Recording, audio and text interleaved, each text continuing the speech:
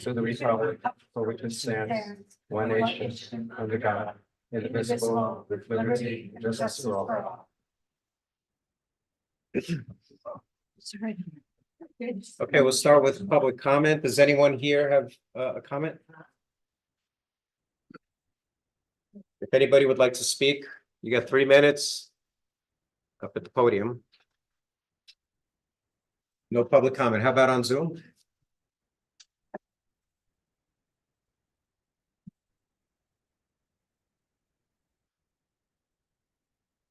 Can I just have one question? You could speak if you want to state a comment. You can't ask questions. You can, but we're not going to answer them. That's fine. During public comment. A slip. I'm sorry? You can't ask. You can make it. Okay. You have to give your name and where your hamlet. Dina Olin. I live on Spring Street. Been here for 3 years. I come from Chappaqua. And I'm looking, to find out that my place that I live in is a safe place for my family and my friends that are Jewish. That's where my whole heart is. And with the current situation in the world, I'm hoping that in our little area that we can find solace and peace.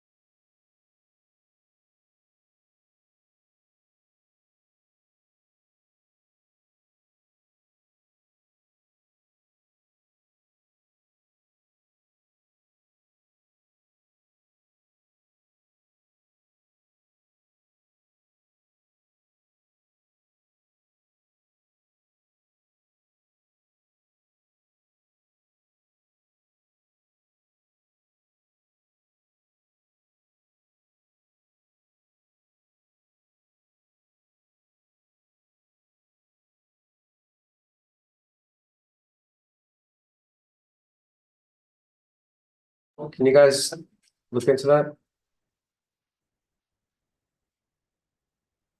I'm sorry, Peter. Shall I continue? No, hold on. Let's wait. But when it's back on, shall I start again? Oh, start, yes. We're good now? Okay, so we start again. I want Name and to, hamlet. yeah, Peter Gross from South Salem. I want Excuse to, me. yeah, please. Thank you. I want to express tonight my disappointment shared by many others that our town board members and some of our fellow citizens prefer to silence rather than support any free exchange of ideas, at least where Dan's views on Gaza are involved.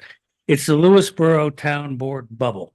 Oblivious to the real world, it's your refusal to acknowledge that there is a serious dialogue going on in the world out there.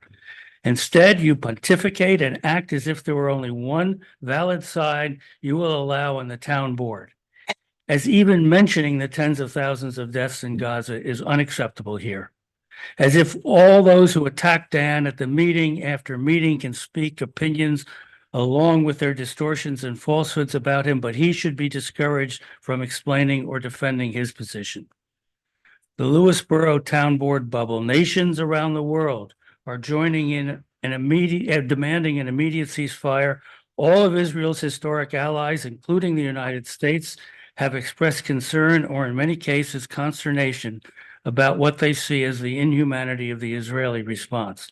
Virtually all international aid organizations label the situation as a humanitarian crisis. The most recent polls show that most American adults believe Israel has gone too far. The criticism of Israel and support of Palestinian rights have grown, especially among younger Americans. It is a sad situation for Israel, for Gaza, and for the world, and demands intelligent dialogue. Yet here in Lewisboro, the town board bubble, one filled with your self-righteousness about Dan. So if Dan dares to say what many in the rest of the world say, you berate him. You ask him, sometimes politely, sometimes not, to silence his opinions.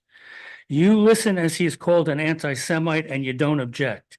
At least one of you even stormed out of the town board meeting as Dan was rationally explaining his position and talking about the casualty numbers in Gaza and the threat of an expanding war.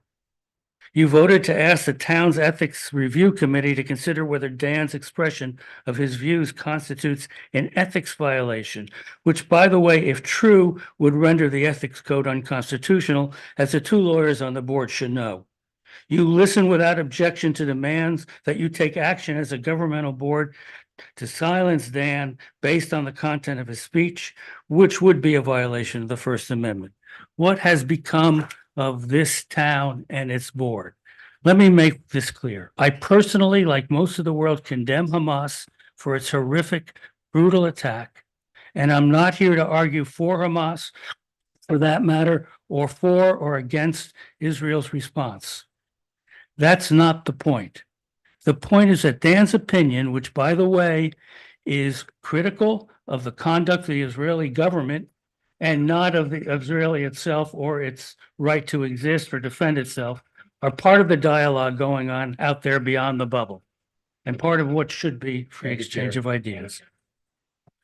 As a citizen of Lewisboro. Yeah, that's not how it works. Okay, we're gonna do it, force that against everybody, because you don't need that, but let's do that. Seriously? Yeah, seriously. I haven't enforced anything. Okay, Yeah, that's okay. There's Please, no, Oh, I did too. I know, no dialogue. It doesn't matter. anyone else would like to comment? Thank you, John. Beth Uretsky, Golden Bridge. Well, actually, Mr. Gross and I finally found common ground tonight. He asked a question and I thought it was a very good question. What has come to Lewisboro? And I think that's actually an excellent question. The rest of it, I'm not going to comment on because that's a whole conversation for a whole nother day. However, what has come to Lewisboro? Meeting after meeting after meeting after meeting, we're sitting here going through the same thing. Nothing is really being done. I don't care what's going on right now for the purpose of this conversation. I don't care what's going on in another place. We are here for Lewisboro. We're all here for Lewisboro. You're here. You've been elected for Lewisboro. So it doesn't matter what the stats are right now in Israel, as much as I defend Israel. It doesn't matter right now for the sake of this conversation, what's going on in Gaza. It doesn't matter what's going on in US government. We are here for Lewisboro.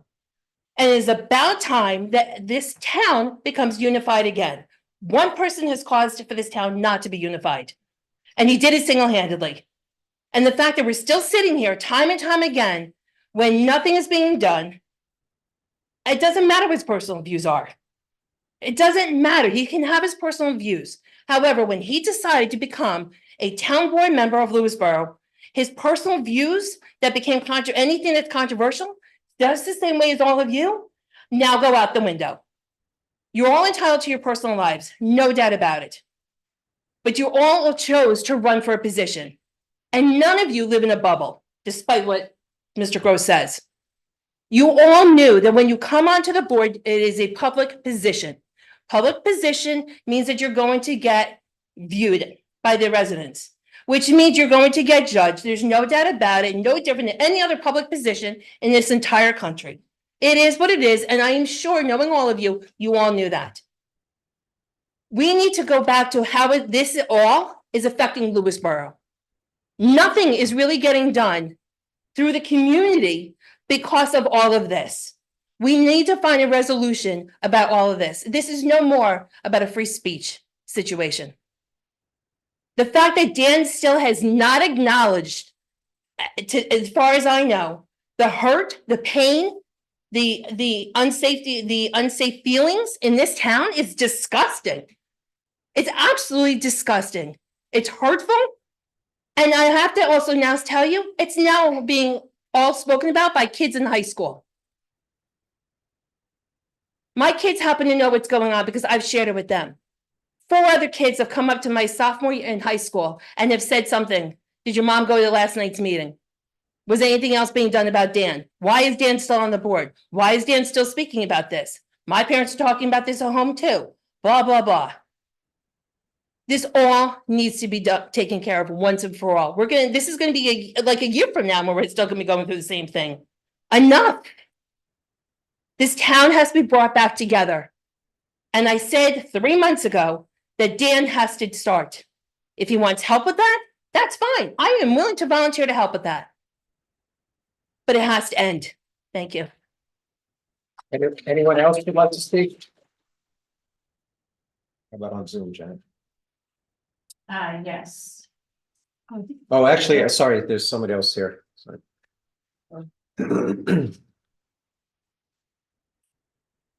Hi, Mike Gordon, South Salem.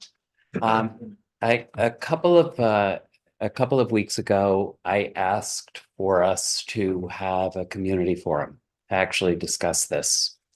I think that, and really to discuss some of the more profound feelings that are going on all sides, and there are more than 2 sides to this.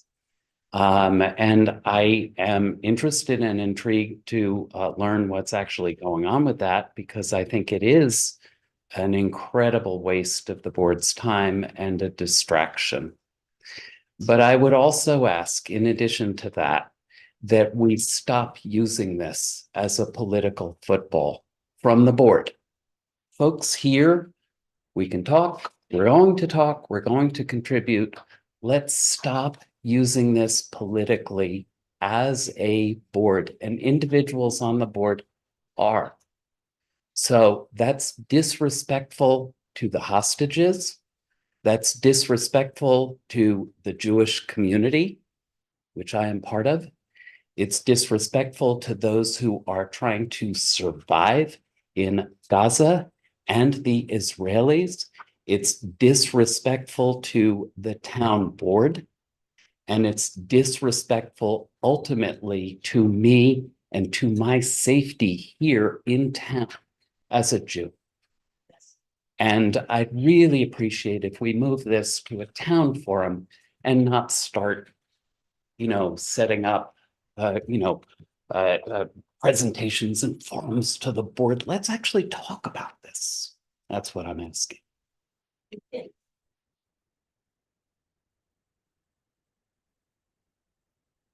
Simone Vista. I wasn't going to speak, but I keep hearing about political footballs and what have you.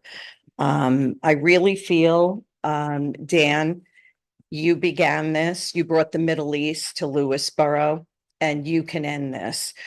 Tony, I had asked if you would say something in support of the rest of the community and unifying us as a leader, but it seems like nobody wants to touch this.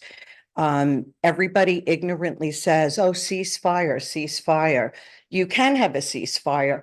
Hamas lays down their weapons, gives back 134 hostages, the horror that people went through, and then there's a ceasefire. Where is the ceasefire?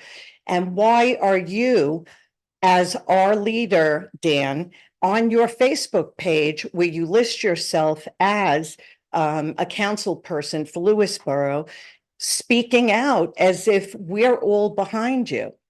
Take that little piece off that you are Lewisboro's councilman and say what you want. I believe in free speech. Spew hatred, spew whatever it is, you're anti-war, peace, whatever, and do whatever. But you cannot do it as a leader of our community. So you got to pick one or the other, and then this stops. And that's that.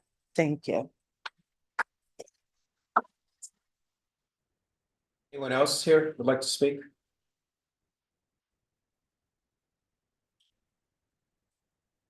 Hi, Name and Hamlin, you have 3 minutes.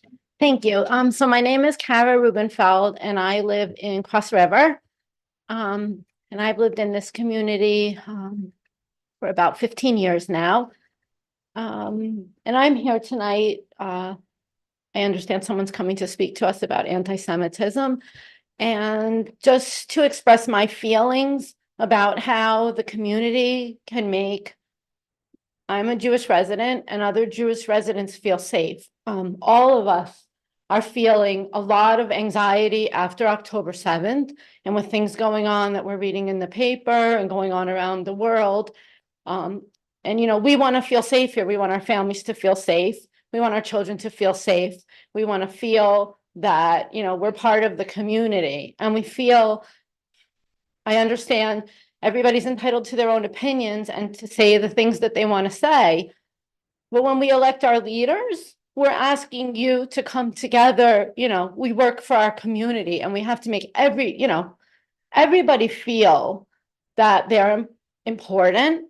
That we know we all feel that our safety is important. So, you know, I think especially for Jewish women, when we're reading about the atrocities that Hamas committed, and then you can't just take the microphone from us and say, this isn't important, or your viewpoint isn't important, or what happened isn't the thing that we need to focus on, because all of us are dealing with this trauma of this has happened now during our lifetime, horrific things that none of us would want to experience, that none of us would want our families to experience, our children's, our parents. Everybody knows somebody who's been to Israel recently to help. And I think that there should be some talk in the community, what we could do to bring ourselves together, to support each other, not to fight against each other. And I think there needs to be some real talk about that, because we don't want to accuse people of things and say things and make people feel like we're at ends, especially, I mean, going into the election cycle, you want people to have confidence in your leaders and things, you know, not every, you know, it's just, it scares me. All of this scares me so much. I mean, there's been so much anti-Semitism and so much hatred going on just in America. And I mean, for my children, I don't want my children going to school and hearing things. I want people to know that we're part of the community, that we're respected like all the other citizens, that our thoughts and our rights are important. I wasn't really prepared to speak, so I don't want to go on too much, but I would like to say thank you for letting me come up and talk and, you know, giving people a chance to share their feelings. Thank you, Karen.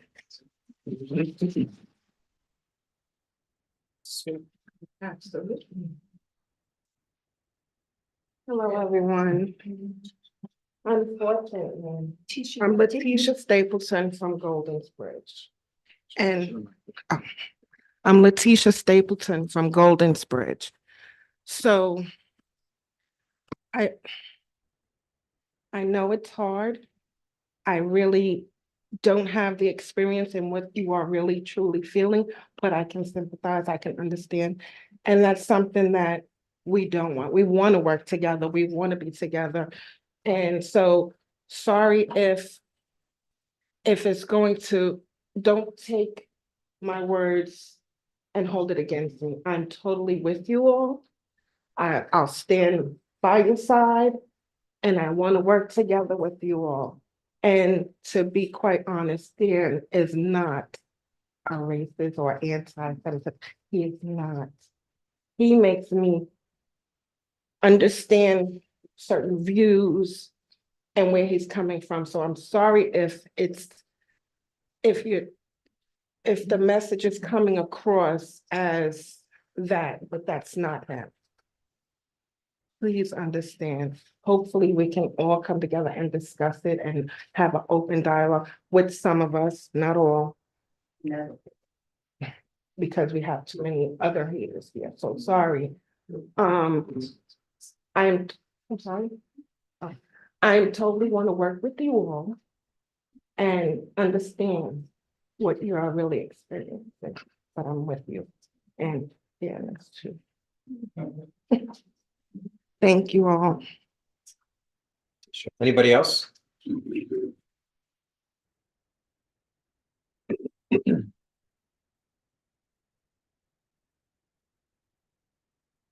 Kate Felders, Vista. This is the first time I've come to one of these meetings. I'm not from here originally. I don't quite get this whole town government thing. I'm from a county system, so it's slightly different. But ultimately it is very personal, when it becomes a town.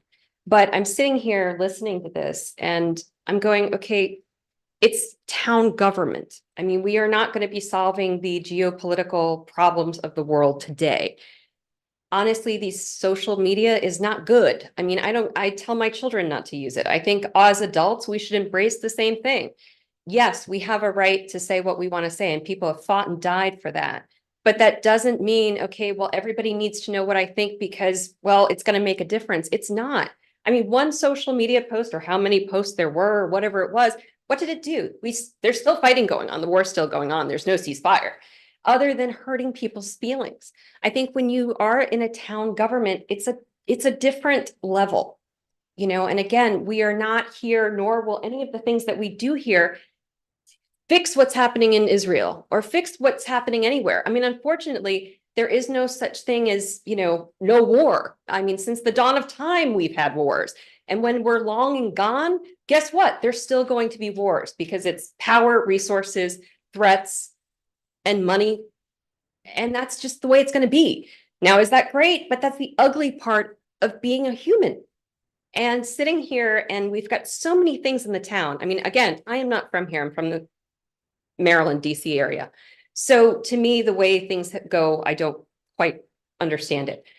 But what I do know is a town government, it's very personal. It's very, you know, people should feel comfortable to come here, and it shouldn't be, you know, a back and forth and people getting upset and people saying that. It's just focus on the issues. You know, we have so many things that are here that need to be addressed, and we're spending time with people's hurt feelings. Again, everybody says everyone has a right to free speech, but as we've seen in public, people have been fired for some of the things they've said. You know, as a political figure, you also have to kind of sit there and go, you know, I feel this way, and I can say that amongst friends. And if you want to go out to a parking lot and scream that at the top of your lungs, so be it. But you also have to think, I represent many people of different walks, faiths, and beliefs. How would they feel if they read this? Do they have family there? Do they have a personal connection? Just take 2 seconds, and I ask you all, 2 seconds before you, I mean, again, social media, bad, don't do it. But if you have to, as I say to my children and everybody here, just think twice. Just think, what is my purpose of doing this? Is it just to get out there and say something because it makes me feel better? Or am I trying to do something better? So that's it. Thank you.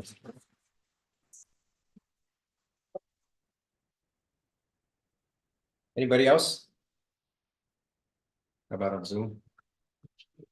Yes, Carol Cernak, I'm asking you to unmute.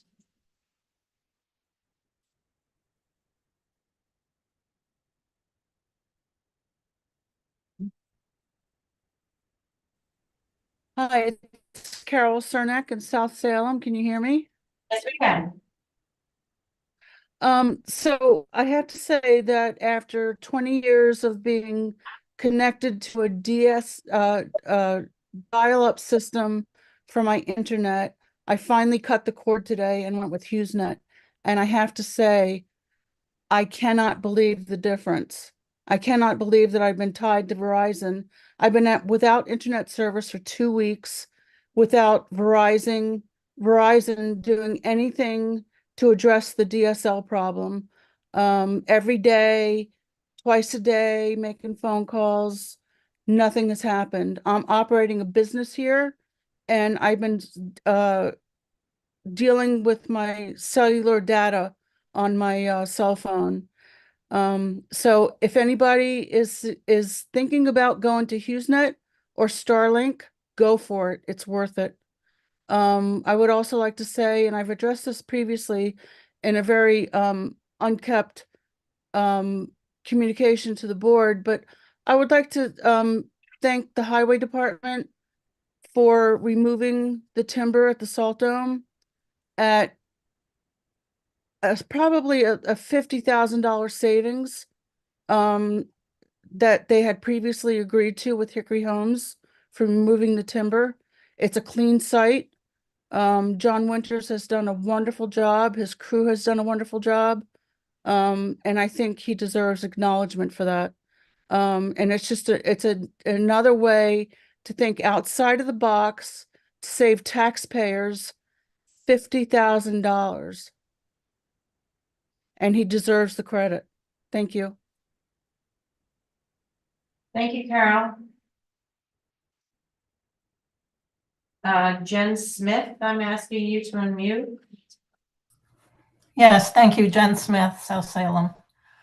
I'd like to take a moment to applaud Dan Welsh and his courage as a civil servant and a representative of the town of Lewisboro. As Mr. Gross said earlier, Mr. Welsh is expressing views that are honorable, reasonable, well articulated, and shared by countless people in the United States and all over the world. The fact of the matter is that anti-Zionism is not anti-Semitism. The town of Lewisboro owes it to its citizens to be part of the fabric of the civil society of this nation. And that means grappling with difficult subjects that require people like Dan Welsh, whose courage is notable in this town, to express views that others find difficult. You might consider that there are residents of the town for whom Mr. Welsh's ability to speak and his articulation of his views makes them feel safer. There is no zero-sum game here. There is no, Palestinian residents or Arab residents are safer if, Jewish residents are less safe or vice versa. That's childish. So I just want to applaud Dan Welsh. We are lucky to have him on the town board. Thank you. Thank you, Jen. Barbara Mangione, I'm asking you to unmute. How is that? It's fine. Okay, thank you. I know I'm probably off topic with what other people are talking about tonight, but I just wanted to put out a big thank you to the Goldensbridge Fire Department. During some of the higher winds this afternoon in a less than a quarter of a mile area, they were battling 2 small brush fires and down wires, all during dismissal from Increase Miller Elementary School. So all the traffic had to be rerouted, keeping all the students and the staff and the family safe. So, kudos to them. We often forget that they're all volunteers and they're all giving their time.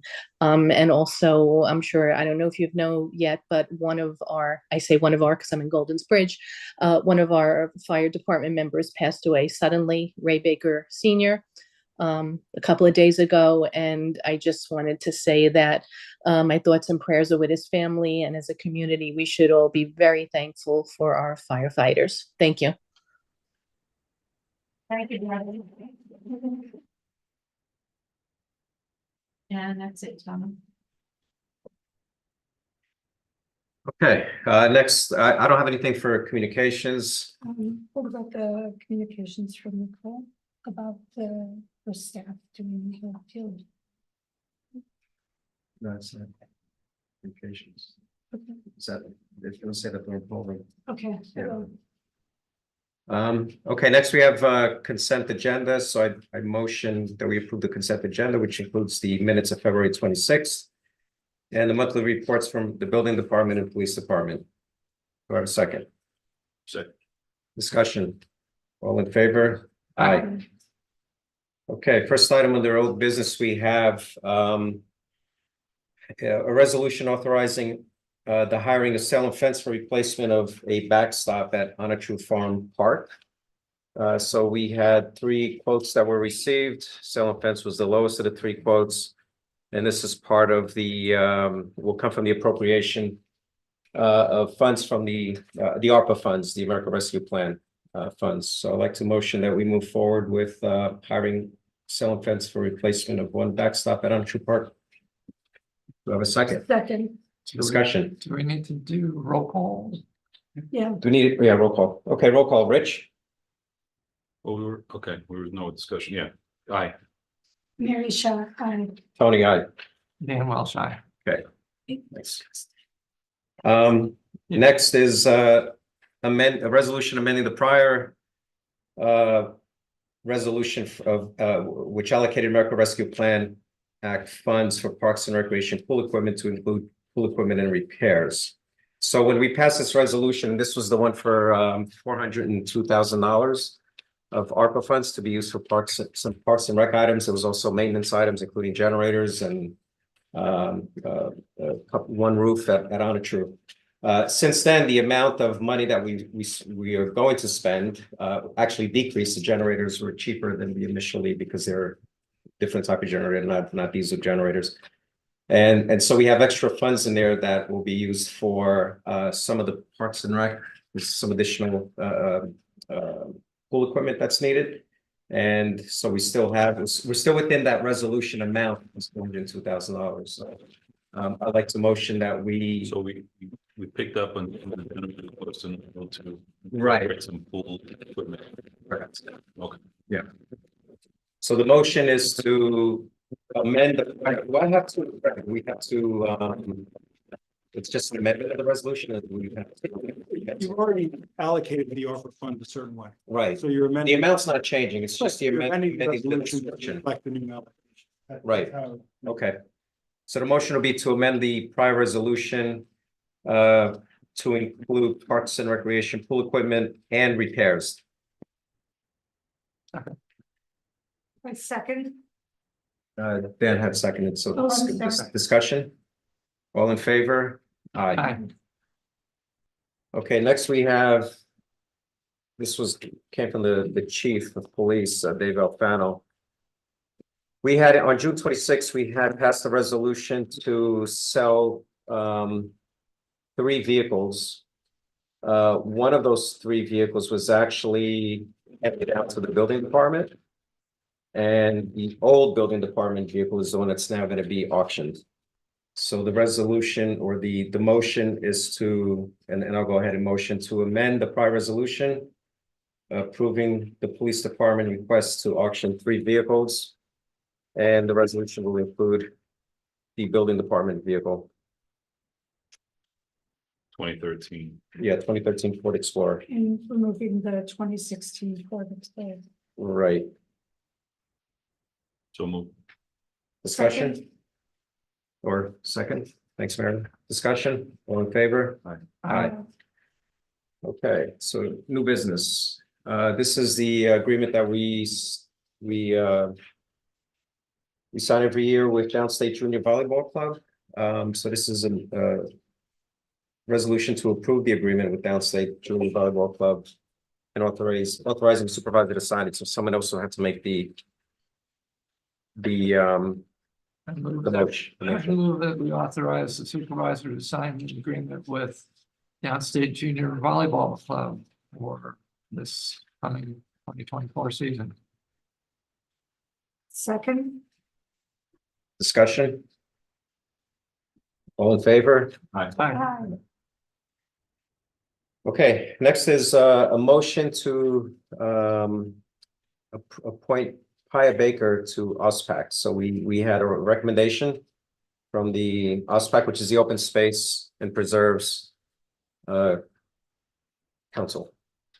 Is that correct? Terms through Carrie, December of 25? Yeah, I is correct. It was, December 30.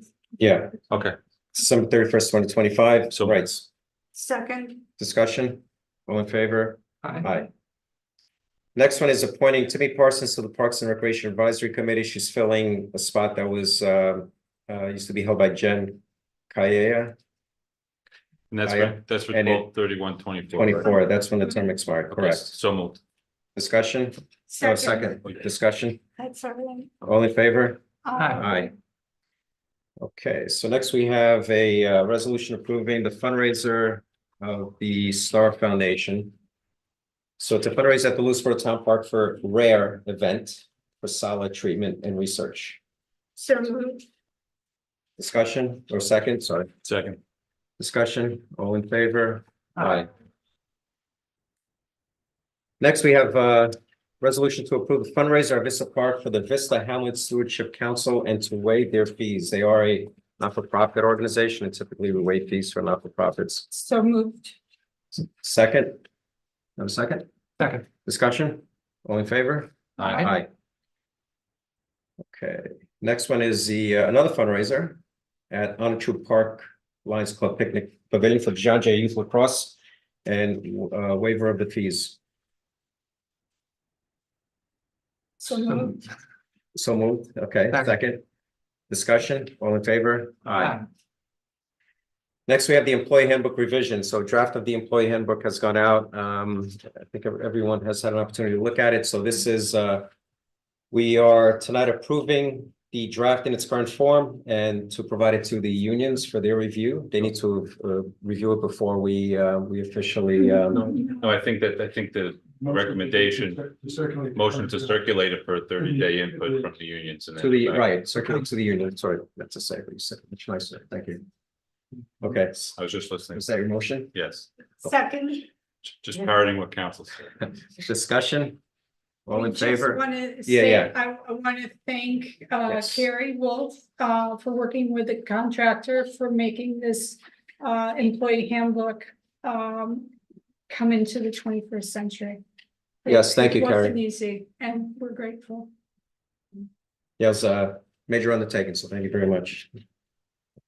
So now we vote on it. So now, all in favor? Aye. Aye. Aye. Okay, next is a resolution approving the payment of for the police department vehicle build out from surplus vehicle sales proceeds. So this is the we had a new police vehicle that needed to be outfitted meaning all the equipment that goes into the vehicle that's required by our police department. Customized for police use. Customized, right, at a cost of $17,027.79. And the those funds are proceeds will come from the surplus vehicle sales. So I'd like to go ahead and motion that we approve payment of the police department vehicle build out invoice from surplus vehicle sales proceeds. Second. Discussion? Do we still need that? Hey. Oh, we need a roll call. We need a roll True, we need a roll call. Even with Yeah, and we have an invoice with itemized, all everything that adds up to the 17,2770. Yes. Mary Shaw, aye. Tony, aye. Yeah, well, yes. Okay. Okay, next we have a presentation by American Jewish Committee, State of Anti-Semitism in America report. Do you have the? Yeah.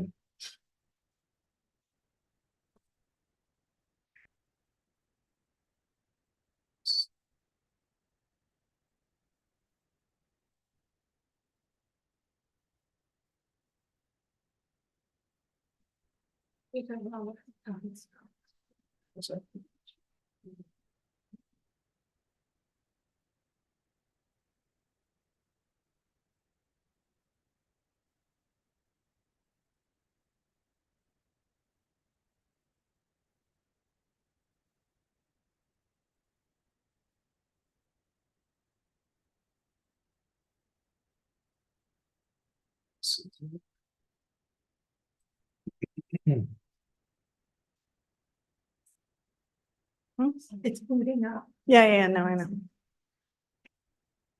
Technology is great, except when it's not.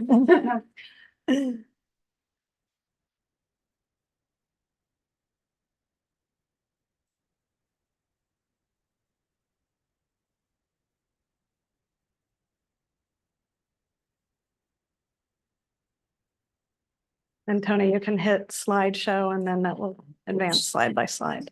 Great. Okay, so. actually go to the Go back. cover slide for Sorry. a second. Thank you. Okay. Okay, good evening. My name is Myra Clark Siegel. I have the great good fortune of being the regional director for AJC, American Jewish Committee, Westchester Fairfield. My colleague Jill Friedman, who is our associate regional director, is here with me as well. We are here to speak this evening about anti-Semitism and the state of anti-Semitism in America currently. And what I'd like to share is that we are doing this in communities across the country. We have also done this for the past 2 years with state Senate and state assembly members in Albany, because the issues that we're here to talk about are a whole of community issue to talk about, which is the issue of anti-Semitism. So I'm going to start off by asking a question, which is, who here has ever, if at all, changed your behavior out of fear for expressing your religion? If I can just see a state of show of hands. And that could be any religion. That could be any religion or even no religion at all. But if you have, okay, pretty significant response. And then my next question, you can advance the slides, Tony. Over the past year, the next one, have you seen any anti-Semitic incidents, such as negative remarks or online content about Jewish people or physical attacks on Jewish people or their religious facilities? We can do the next slide. Nearly unanimous hand raising here. The reason I ask you this question is because these are the kinds of questions that we asked in AJC's State of Anti-Semitism survey. And I'll talk about that survey and why we even have had to undertake that survey. I think it's important, and let's go to the next slide, who are Jews? If we're talking about anti-Semitism, or let's be really honest and call it for what it is, anti-Semitism is Jew hatred. The reason the term anti-Semitism is used is it was actually established as a term by someone who hated Jews in the mid-1850s. But let's call it for what it is, which is Jew hatred or hatred of Jews. So let's talk for a moment about who are Jews, what anti-Semitism is, the impact on our country and our communities, and what we can do. So who are Jews? If you go to the next slide, how would you define Jews? A race, a religion, ethnicity, or a people? All of the above. All of the above, right. And that is what's unique when you're talking about a minority community. It is not just one definition, which is truly unique when you're talking about minority communities. And let's go to the next slide to look at that. So actually, it is all of the above when you're talking about Jews. And do you happen to know the percentage of the Jewish community in the United States, roughly, according to the broader population? What would you say the percentage of Jews are here in the US? 5%. Percentage. 5%? 0.02. I want to ask this actually of the city council members, if I may. 5%. 5%? 2.4%. If you were looking globally at the global population, what do you think the percentage is of the Jewish community versus the global population? 0.2%. So if you're looking at roughly 8 billion people on the planet right now, Jews are roughly 16 million. 16 million total on the planet. And the reason that this is important is this underscores why the Jewish community is a minority community, just like any other community, whether Black, LGBTQI+, whether Latino, whether Asian American Pacific Islander, etc. It is a tiny percentage of the population. And by the way, anti-Semitism is known as the oldest hatred because it has existed for millennia. Now, if you look at this slide, the Jewish population globally has still not recovered to pre-Holocaust numbers. Again, there are only 16 million Jews roughly in the world today. So let's go to the next slide. You're going to see diversity in the Jewish community. So in the United States, Jews tend, for a variety of historic reasons, to present as white. To look at me, you would not know that I'm also Latina. So I have a double whammy. A triple if you count being female. Triple counting being a woman. There you go. Thank you. And the issue is that if you look at the Jewish community, both in the United States and globally, it is very diverse. So if you look at this picture, you may not know it, but every single person on this slide is Jewish. That is the diversity of our community. Every skin color, every race, every ethnicity, all as Jews. And if you look at the next two slides, you'll see a few headlines here. These are just a few headlines from here in the United States and around the world. Let's look at the next slide. I want to point something out. I intentionally pulled headlines not from now. These are from a year and 2 years ago, even 3 years ago. And that is, again, because what the Jewish community's lived experience is of hatred is not new, but it is rising. And let me say one thing about AJC. As I mentioned, AJC is the oldest Jewish civil rights organization in the US, but we are regional, local here, we are national, and we are also global. And our expertise of our offices in Asia, in Latin America, in Africa, in Central Europe, in Eastern Europe, means we have the totality of the expertise and the lived experience of the Jewish community around the world. So let's talk about what's going on now and why I'm here to talk to you about the state of anti-Semitism in the United States. Who here remembers 5 years ago, the attack on the Tree of Life Synagogue in Pittsburgh? 11 Jews were simply doing what people of faith do, any faith. They were worshiping. They were seeking spirituality and solace. And a gunman walked into the Tree of Life Synagogue and massacred 11 Jews who were at prayer. This was the worst massacre of Jews in our country's history. And they were killed for one reason, and that's because they were Jews. So let's define what anti-Semitism is. And if you go to the next slide, anti-Semitism, this was developed by the International Holocaust Remembrance Alliance, which is experts on the Holocaust and anti-Semitism globally. The definition, as best as anyone can define this kind of hatred, is, quote, anti-Semitism is a certain perception of Jews which may be expressed as hatred toward Jews, may be expressed as hatred toward Jews. Why do we have to define it? Because if you define it, you can measure it. If you measure it, you can try to do something about it, hopefully to prevent it. None of us are Pollyannish to think that we can completely eradicate anti-Semitism or hatred of Jews. But what we can do is work together to keep our communities safe and secure. So 5 years ago, if you go to the next slide, this, by the way, is Southern Poverty Law Center, widely viewed as experts on hate. Southern Poverty Law Center tracks 1,225 hate groups and anti-government groups across the country. You see it on the map here. These are groups that hate women. These are groups that hate Latinos. These are groups that hate Black. These are groups that hate Asian Americans. There is one through line, one, among all of these groups. And this is as reported by the Southern Poverty Law Center. And that is a hatred of Jews. One. Let's go to the next slide. Now, when we're talking about Israel, and this is something that has come up this evening several times, so I want to address it.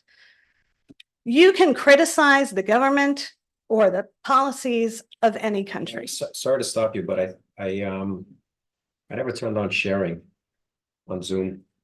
That what? I'm sorry? I didn't turn on sharing. Oh. I was, Okay, so I'll pause while you pull that up and then we'll go through it. No problem. did anybody report that? I know, it's, Sorry. again, I know, it's always technology issues. Able to upload your recording Yes. on the town website Sure. for people to access. Sure, of course. Thank you.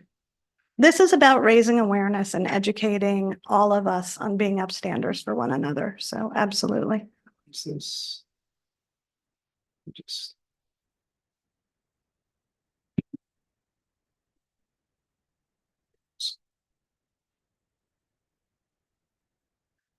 I'm assuming this won't eat into my I time. thought I did it, but hey, Sean, am I sharing it? I don't think- It's not, okay. I don't think I did. Sorry about that, folks. Is her vocals coming across? Yeah, usually if you're sharing, you have to hit an extra button, which is always frustrating when you're sharing on Zoom. If you go to the other's blog, that has it. Right there, Yeah, that's what I'm trying to do, but it doesn't, over the third one, I think, this one. yeah. I don't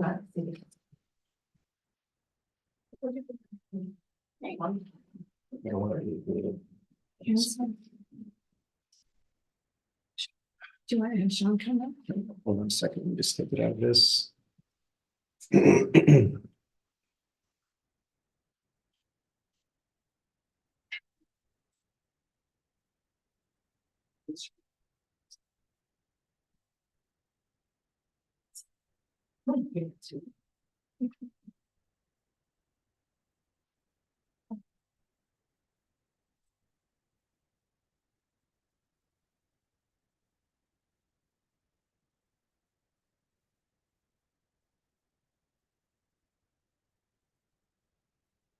You sure?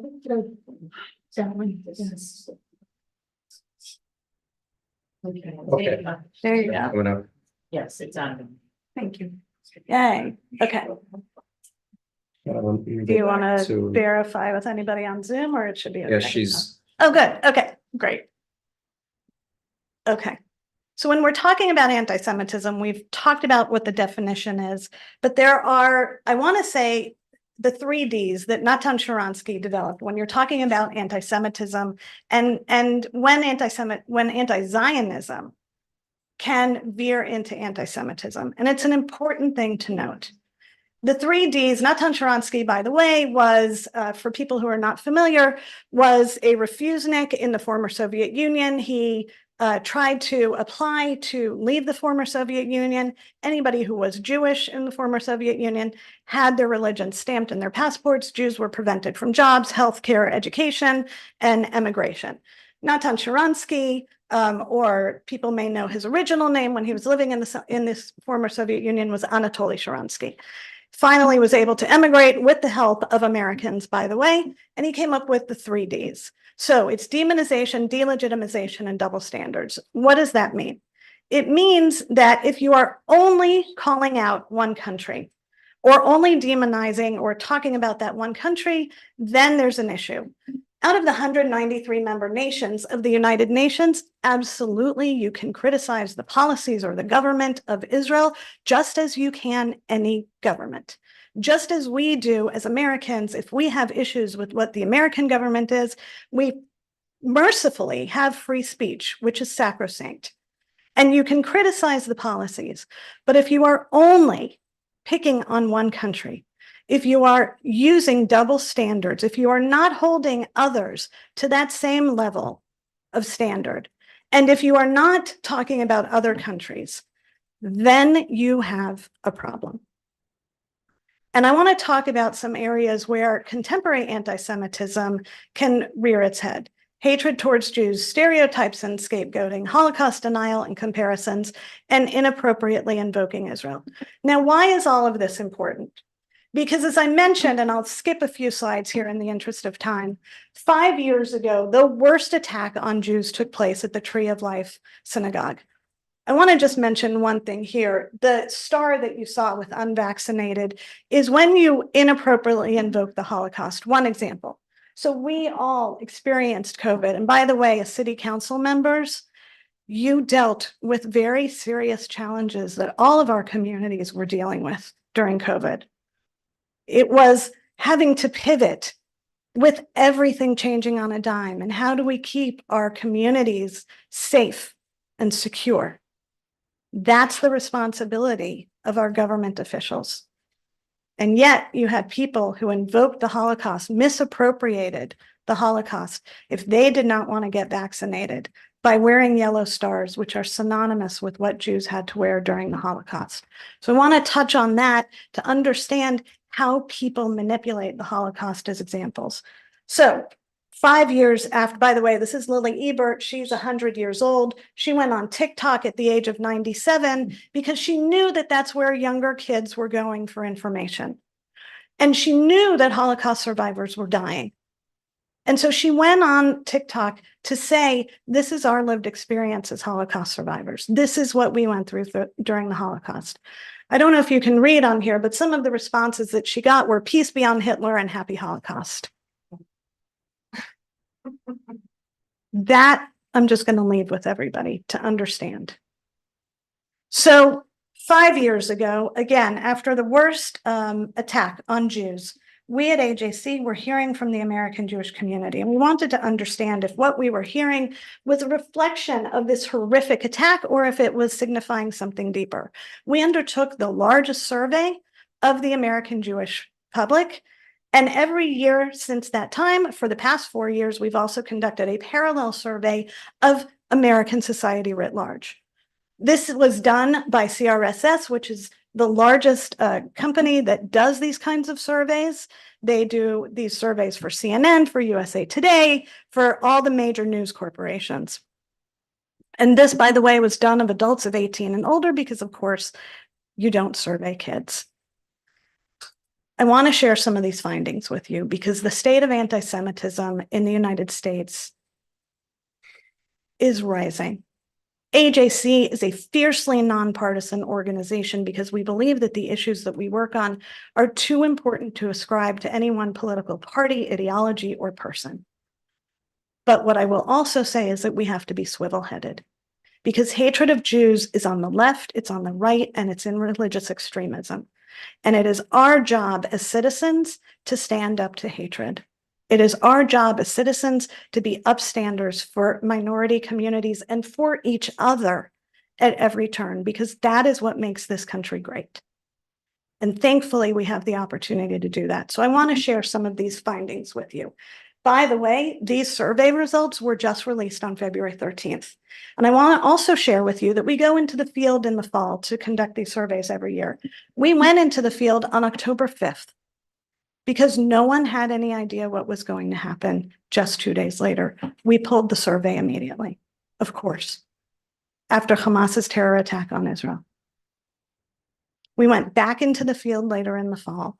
I would actually wager that had we been in the field later in December and into January, the numbers that I'm sharing with you would be even higher. So let's take a look at them.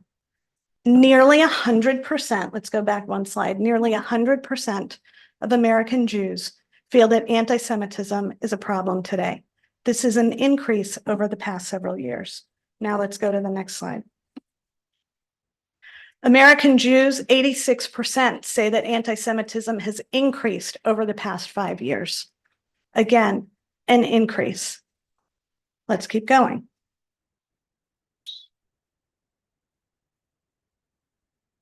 And I want to make one note in terms of that increase. It does not matter who is in power. If it's Republicans or Democrats, there has been an increase over the past several years, no matter who is in power politically in the White House. This is startling. 63% of American Jews feel less secure than they did even a year ago. And the reason, if you go to the next slide, that this is so important is because it's fully 22% higher than a year ago. Why does that matter? Because in 2022, it was already 10% worse than the year before. So what that means is American Jews are scared. They do not feel safe. This is the United States of America in 2024. This is not Berlin. This is not Toulouse. This is not Paris. This is not the 1930s or the 1940s.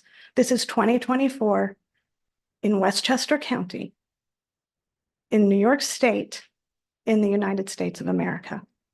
These numbers are unacceptable, and we have to do more as American citizens and as representatives. So let me continue.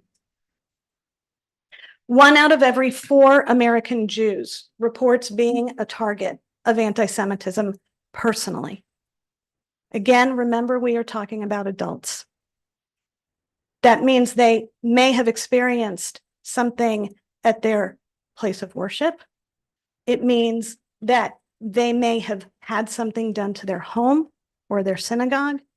What it means is American Jews are scared. Let's keep going.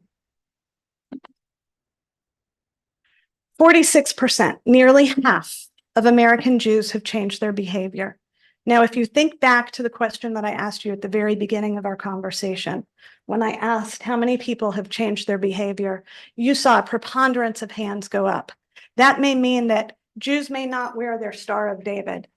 They may not wear their kippah, or they may hide it. They may not send their children to a day school, to a Jewish community center, or to an event out of fear. Again, we're in the United States in 2024. This is unacceptable.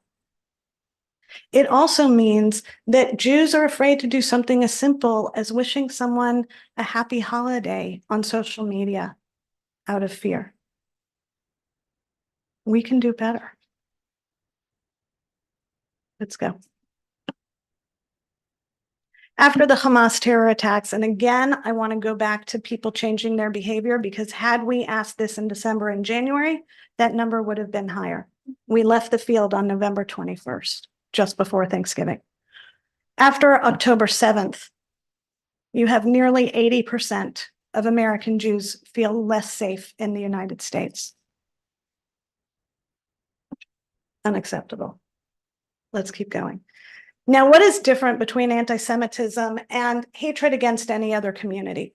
Hatred against every minority community is a push down, a punch down. You're not good enough. Anti-Semitism or hatred of Jews is unique from every other hatred against every minority community in one way. It is a punch down and a push up. So if you think about the attacks on Jews, even going back to the plague, when Jews were considered vermin and dirty and blamed for the plague, that's the punch down. The push up is Jews control the media, Jews control the economy, Jews control the world. So Jews who are successful are hated because they are successful and punched down because they're not good enough. And that is what you see here. The systemic bigotry is unique in this way against the Jewish community. Keep going. 3 times or 3 trends that make anti-Semitism rise: elections, Jewish holidays, and violence in the Middle East. I am deeply concerned about what we could be seeing in the fall, because you may be looking at a perfect storm of all 3. Now, don't trust AJC's numbers only. The FBI tracks what is reported to them by law enforcement on an annual basis. Does anybody know what the #1 racially based targeted community is in the United States on racially based hate crimes? Racially based. Black community. The Black community is the #1 target by 60% of all racially based hate crimes are against the Black community in the United States. It's unacceptable. Of religiously based hate crimes, the #1 targeted community is Jews. And remember that Jews are 2.4% of the population. And yet typically, actually, it's between 55 and 60% of hate crimes are against Jews. And the other thing that the FBI says is that hate crime reporting is woefully underreported, which means these numbers are likely higher. So what can we do? We're Americans. We like to solve problems. Give us a problem, we'll fix it.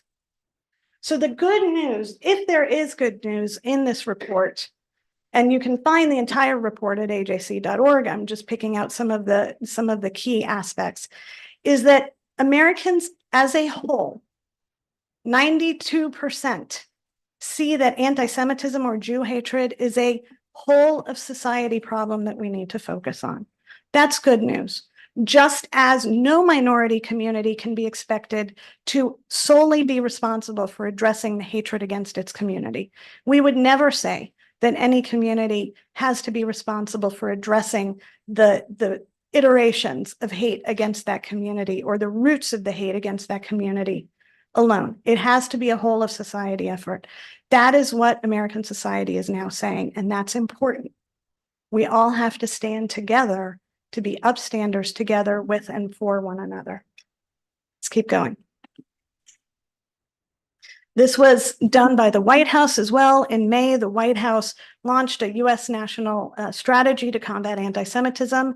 And just a few months later, the White House launched a national strategy to combat Islamophobia. We applaud both. It's important. We have to be upstanders for one another. Let's keep going. This is Eric Ward from the Southern Poverty Law Center. He illustrates and demonstrates in his quote what I think is so important. When we have hatred against Jews, when we have hatred against the LGBTQ plus communities, when we have hatred against Asian Americans, when we have hatred against Muslims, it reflects an illness in society writ large. So we have to stand against it. Now, what have we done at AJC? We have created Translate Hate, which is a glossary which takes many of the tropes and illustrates them. Why? Because again, then we understand when these tropes are used and how they land on the Jewish community. So that again, we can raise awareness and educate people and work to eradicate this kind of hate. This is a rock, by the way, at University of Tennessee in Knoxville. Typically, these kinds of rocks are painted for homecoming, for sporting events, for celebrations. All you have to do is see what they painted here. And by the way, I'll just read it for anybody who can't see it. Jews did 9/11, Google dancing Israelis. Conspiracy theory. That is a prime example of a conspiracy theory. When we saw in Charlottesville that people were marching, Jews will not replace us. It's another conspiracy theory. It comes from the replacement theory. It's another example. And there are multiples. Globalize the Intifada is on here. Again, it's how it lands on the community, what it means and how it lands on the community. What this talks about is taking suicide bombings that were taking place during the Intifada and the Second Intifada by terrorists and globalizing it. It means eradicate the Jews, not only from Israel, but around the world. It's another example. Settler colonialist is another example that is used, another trope. Jews have been indigenous in the land of Israel since the Bronze Age, consistently. So when people say colonialists, how can you colonize your own land? These are a few different examples. I could go on and on. We are here as a resource. This is important that we understand. Again, we are educating communities and leaders across our region so that we can be upstanders together and with each other. By the way, Ramadan just started. It just started. And so we wish all of our friends, everyone who celebrates Ramadan, Ramadan Mubarak, Ramadan Kareem. We are brothers and sisters, and we work for peace together. That is what we are seeking. So by sharing this information, this is about being upstanders together and with each other. And I want to thank you for the opportunity to speak to you about this.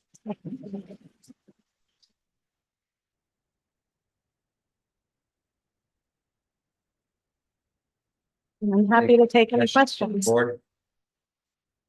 From the board. Yeah, just thank you for being here. Just, we have a lot of parents in our community getting ready for college, in college, and just if we could speak for a moment about that, about how things have been impacting college campuses and what could be done on that.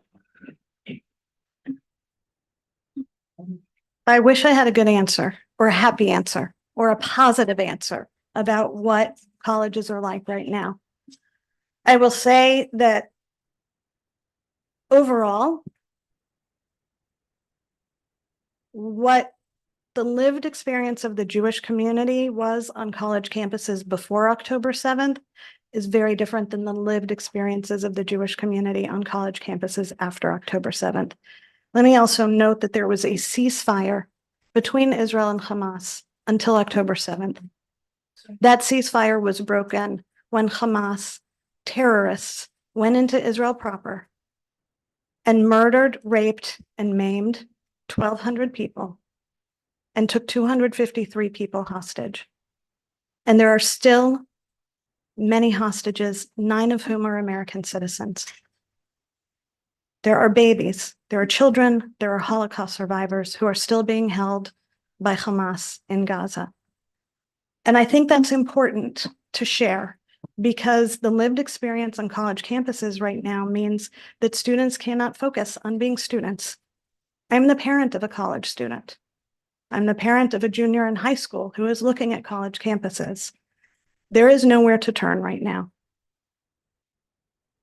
People are concerned, and they are right in doing so, because we send our kids to school to be educated. We send our kids to school to learn how to contribute to the world around us. We send our kids to school to contribute to society, to follow their dreams and learn and study how to do that. But what we are doing is putting our kids in harm's way, where people are having to barricade themselves in a library, where people are trying to break down the doors, where people are being attacked physically on campus, where people are told, you can't join this club because you're Jewish. That is the litmus test that is being put on Jewish students across this great country. That is the unfortunate reality that Jewish students are facing.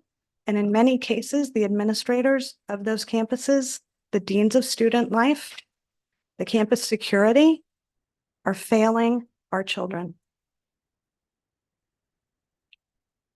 Anybody else? Yeah, I'd just like to make some observations here. Anti-Semitism, real, terrible, every Jewish person. I mean, you said, I forget what the percentage is. Probably every Jewish person has experienced it, and it's awful.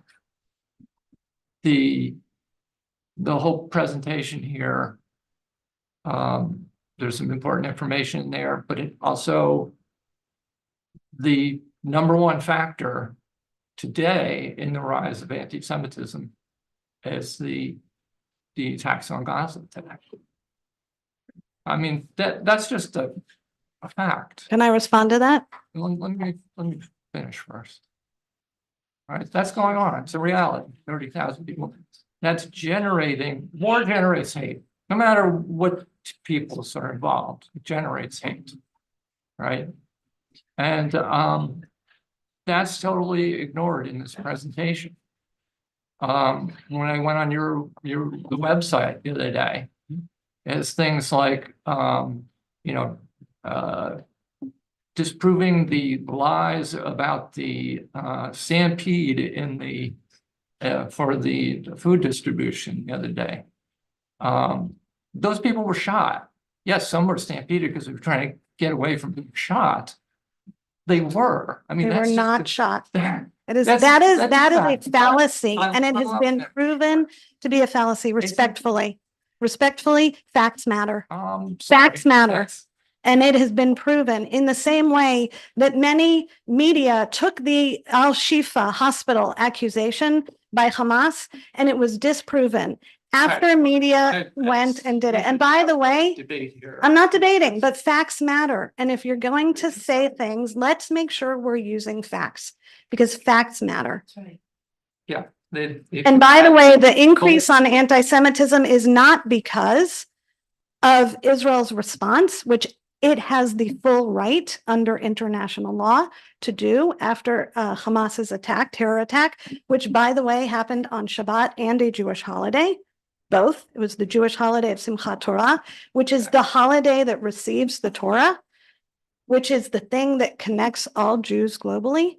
But in fact, what happened was people were marching and demonstrating against Jews in cities and on campuses all around the world on October 8th, before Israel did anything. And if you remember the headlines that I showed you and the increase that we have shown over 5 years of hard data by AJC, respectfully, I say this respectfully, but the data matters and facts matter. People were demonstrating and calling for globalizing the Intifada and saying from the river to the sea, which by the way is not new. October 8th. Because it's part of the Likud platform. No, too. it is not part of the Likud It's not. platform. And this is I agree. exactly it. You No, can it's- criticize, What I'm you saying can is- criticize. Let let's back up a little. But I am happy, but Yeah. I'm happy. I actually think, For debate on Jews brought it up. Right, so. but actually, one moment. So let's maintain. But our I actually think that it's great that you're asking questions Okay. so that you can get facts. Because facts matter. But let him get the facts, because the facts matter. Mary has something. If I may, I heard a presentation by the AJC at a previous gathering. I can't remember your name. I'm terribly sorry. Jill. Jill, and it was very informative, and I got signed up to receive your newsletter. You are, as a committee, doing more than just educating, you're making connections, because I attended a interfaith celebration of Martin Luther King Jr., where children, young people, I shouldn't say young people, they're my children's age and maybe a little younger, spoke on the 6 Principles of nonviolence. Anti-violence, and it was beautiful to hear Right, the two communities come together. absolutely. Calvary Baptist Church and the AJC, and Right, with the Reverend temples. Trollinger. And I Absolutely. believe one of your children spoke, and it was very moving. So there is a way, I think, that we can move forward Great. if we focus on bringing people together and respecting who we are and realizing we'll never agree with everything. But Excuse me, no, if I don't public may, comment, can speak. I believe it's in working and acknowledging our differences and supporting each other, we will be able to move forward. I agree. So thank you for raising, first of all, thank you for being there and thank you for raising that. Actually, one of the things that I'm proudest of and that we at AJC are proudest of is the interfaith intergroup work that we do. We are known everywhere in the region for the work that we do. So in fact, after the horrific attacks on 9/11, when Muslims and Sikhs were being unfairly attacked in our streets, we, the Jewish community, and we at AJC stood up and said, this is unacceptable. And what we launched was a Thanksgiving diversity breakfast. It was impromptu at the time, but we said we have to be upstanders for one another. And what we've done for 22 years now is exactly that. We have a Thanksgiving diversity breakfast. This year, and it's always, by the way, everybody's invited. It's the Thursday morning before Thanksgiving. Actually, Jill oversees that Herculean effort. The theme this year was hate will not divide us. That could be the theme every year, unfortunately, because so many of our communities face so much hate. This was the largest Thanksgiving diversity breakfast in our history in 22 years. There were over 400 people. We were at Iona University, a Catholic university. Literally, there was not one seat open. And people from every faith and background came together to say, hate will not divide us. The Martin Luther King commemoration and interfaith commemoration, you're right, my son was asked proudly as a 17-year-old. He was the keynote speaker to speak about Dr. King's legacy and the importance of his work and the importance of nonviolence. And there were interfaith youth from every background talking about the principles of nonviolence. We don't want violence. Nobody wants violence. We all want peace. And So- these are the principles that we can So aspire that's all to. I'm calling for is a ceasefire, because and this is for this, Please, No. please, yeah, this is. for this. I've gone 4 months of people coming to every meeting and calling me an anti-Semite.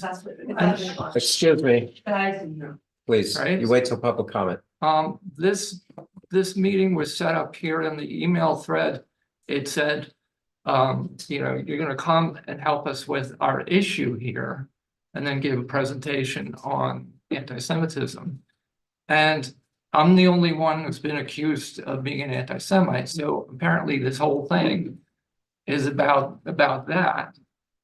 And yet we can go through all of this over and over again And there's a genocide going on. There's Sorry. not a genocide going Okay. on. Look at the What do you wanna definition call of it. then? So, wait, you know what? I'm gonna respect and listen to what you have to say as long as I can You're not, respond. you're cutting me off. You're right, and I'm stopping so I can hear you. Okay. You're right. So you don't agree with that definition? Of course, you know, we know, and of course I, don't have any facts, but the International, Court of Justice made that decision as a plausible case of genocide. Maybe after 2 years, they'll say it's not, but at least it's bad enough that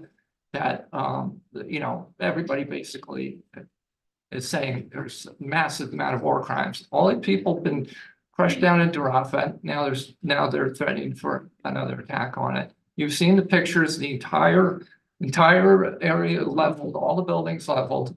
It needs to stop. And you can't say that that's not the most important factor right now. This is not good for Jewish people. What's going on here? It's not good. Excuse me. This is not good for Jewish people. We need to stop it now. So, That's- so that's- let me take on a few of the points that you made because I wanted to hear what you have to say. I respect the fact that we have free speech in this country. Words matter and facts matter. So let me take on a few of the things that you said. Israel is not conducting a genocide, period. Period. If you look at the definition of genocide and you look at the UN definition of genocide, it is very clear by all facts that Israel is not conducting a genocide. If you want a ceasefire happens one way and it could, oh, by the way, let me take one step back. If Israel wanted to conduct a genocide on October 8th, it could have leveled Gaza. It did not. I do not speak for the government of Israel, by the way. I am not an Israeli representative of the government of Israel, but facts matter and words matter. So let's use facts. If Israel had wanted to conduct a genocide, it could have done so on October 8th. It took several days before it took action. And remember, people were already marching in the streets. People were already marching on campuses. People were already putting things on social media, accusing Israel of all kinds of things before anything took place. Facts matter and words matter. Genocide. Genocide was determined as a phrase because of the Shoah, the Holocaust, in which 6 million Jews were deliberately targeted and killed for one reason, and that is because they were Jews. 5 million others were deliberately murdered. That is a genocide. The problem is, as you well know, if you are actually looking at facts, that Hamas does not wear military uniforms. Hamas, in its charter, calls for the destruction of Israel and Jews globally, which is why just after the October 7th attacks, what did Hamas threaten to do? To cause a flood around the world. The term flood is what they used on the attacks on Israel on October 7th, so that children in our own communities were terrified to go to school because they know the term causing a flood means to repeat what happens. And don't take our word for it, take Sinwar's word for it from Hamas. Because what he said after October 7th is, we, Hamas, will do it again and again and again. And every time Hamas says that it will attack, you better believe it because they do it. Every time. And if you want to talk about a ceasefire, which everyone wants, and no civilian should be harmed. But if you're talking about Hamas, Hamas does not wear uniforms. Conveniently, they do when there are marches, but not when they are attacking Jews or attacking Muslims, because they did not only attack Jews. Mohammed Dawarsha, who is a leader in the Israeli Arab community, his nephew was a medic. And he said, I will go save people because I am Muslim. I speak Arabic. They will not attack me. A medic. He was slaughtered by Hamas. So Hamas does not discriminate. People from 43 nations were either slaughtered or taken captive by Hamas. American citizens are still being held hostage by Hamas in Gaza. One way there is a ceasefire, and everybody wants a ceasefire, but how do you define ceasefire? If Hamas were to return every hostage safely and immediately and lay down its arms, Israel would stop doing what it has to do, which again, it has by the right of being a nation, the right, and not only the right, but the obligation to defend its citizens. That is the one obligation and responsibility that any government has, is the safety and security of its people. Now, Hamas is using its civilians, Palestinian civilians, as human shields. Again, facts matter. So children are used as human shields, so that when the aid trucks, 244, which just went in, by the way, and many more that Hamas will not let in, Hamas militarily takes over those aid trucks. The discussion that you mentioned of people being shot with the aid trucks, if you look at the facts again, they were not shot by Israelis. Israel shot in the area to try to disperse people. Israel did not shoot people. Israel does not shoot civilians summarily. You may not like the answer, but it happens to be the truth, and facts matter. So I would respectfully ask that you look at the facts in the same way that CNN and AP and other media conveniently did not look at the facts, but took Hamas information and statistics. By the way, the numbers of people who have been killed come from Hamas. Hamas runs everything in Gaza. Everything. The Ministry of Health is Hamas. The numbers that are put out of people who are injured or killed comes from Hamas. Are you contesting the numbers? I am absolutely contesting the numbers. If you're talking about them all being civilians, yes, because Hamas counts militants. It is always in Hamas's interest to have as high numbers. I think there are too many. I am not on the ground, but what I can tell you is, let me explain something to you very clearly here, because your questions are fair if you're interested in real information and facts. So let me give you this information. Because I'm as interested in. Okay, so let me share this with you because I believe in civil discourse and I think that that is vitally important. So if we can have civil discourse, let's do it. Right, good. So let's talk about the facts. So if you look at what Hamas is doing, Hamas hides behind civilians. Would you agree to that?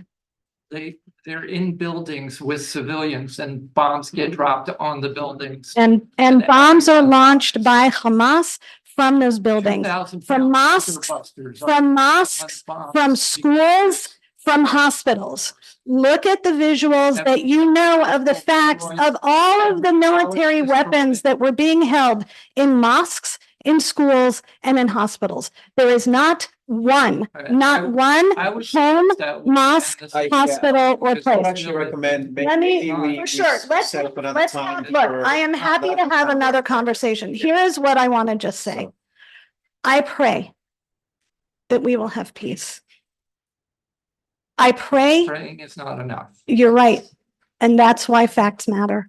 So let's work together for civil discourse. Let's also understand, going back to what I said in my presentation, the lived experience of Jews in our communities. When Jews hear things like settlers, like apartheid, like colonialist, like globalize the Intifada, like free Palestine, you know what? Free Palestine means one thing. Unfortunately, I hope that Palestinians have a chance at a better life. By the way, Israel unilaterally withdrew from Gaza, everyone and everything in 2005. So Hamas has controlled that area and the Palestinian people since 2005. Palestinians are smart. They are talented and they deserve a better life. So if you think about terms, it depends on what the intention is. And it also matters how it lands on the audience. And that is why this conversation is so important. And I thank you for listening.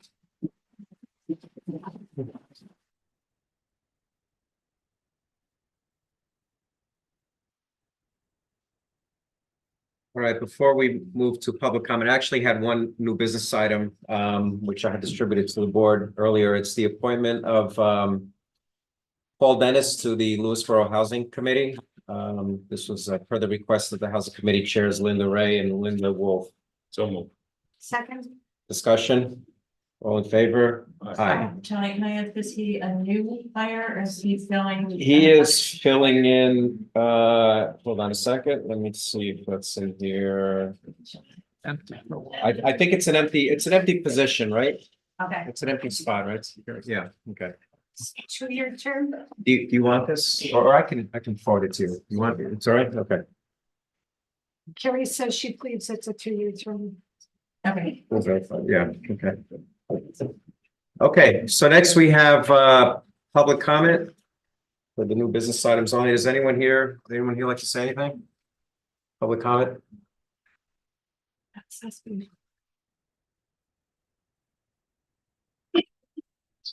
Your name, Hamlet, and 3 minutes.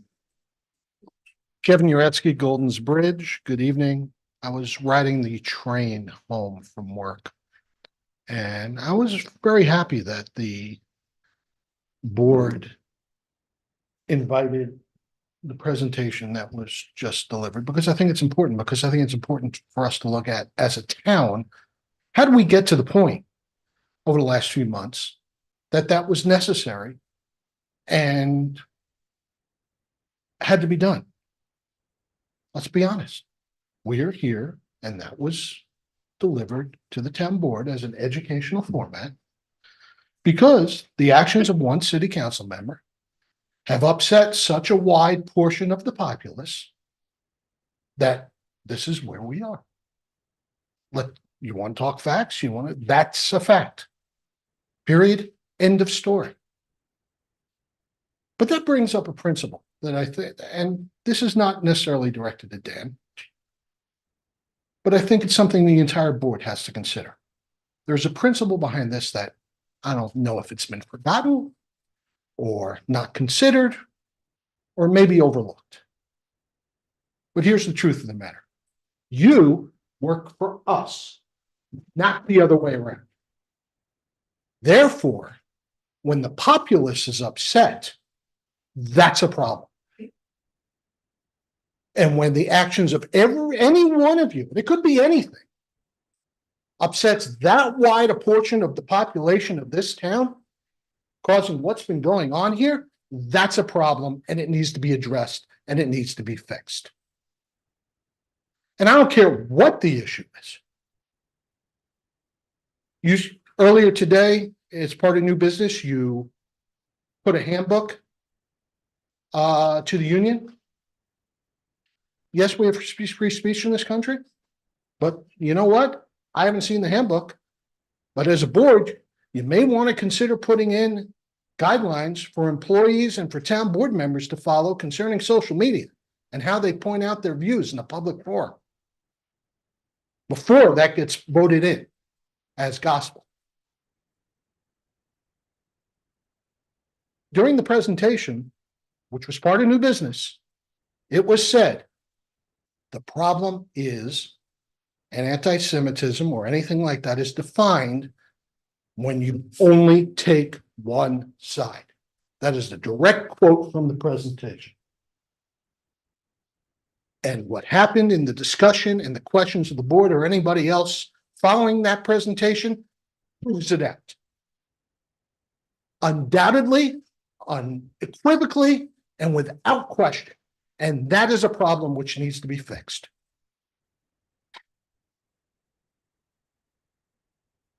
I'm going to say 2 more things. First, Janet, give me 15 seconds. No, I already stopped. You have to be stopped. Tony? 3 minutes. Tony, can I 3 press minutes. my time? No, you can speak. Really? Because we used to be able to do that. No, Yes. no, no. You should Sorry, be ashamed of yourself for what you just created here. Anybody in else response to like to that. speak? Paul. Name, Hamlet, in 3 minutes. First of all, there are some non-Jewish people here that. Paul, came- introduce yourself. Yes, Paul Stievelman Vista, I apologize. Longtime resident of the town. There's some people here who are not Jewish who, because they care about their neighbors and they want to create a great community, came to support and hear and listen with open hearts and open minds. And I commend those people here, my neighbors who have done that. We should all do that. Second of all, I have been irritated by this situation for a while, and I thought it all could have been cleaned up very easily by Dan simply saying, hey, I'm entitled to my view, which he is, and I'm not incensed by his view. But I realize as a town official, I need to be a little more circumspect and judicious when I post things that might hurt my community. But, and I thought that would be the end of it. I was shocked getting towards the end of this meeting, Dan, I have to say, that you didn't understand the purpose of this. The purpose of this is that the town board serves the town and protects its community and exists solely for the purpose of serving its community. And here the community is saying, some of us as constituents who are Jewish feel vulnerable, feel attacked by what is going on in the world and the rise of anti-Semitism, which is patent, everyone agrees is occurring.